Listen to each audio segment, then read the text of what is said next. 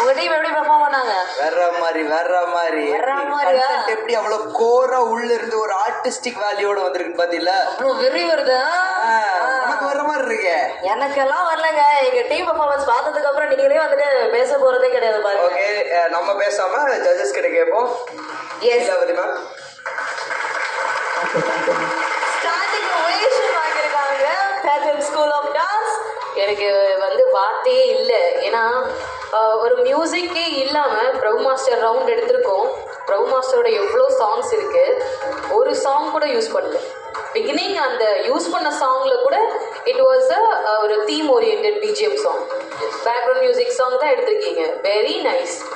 அந்த beginning clock பொசிஷன்ல இருந்து ஃபைனல்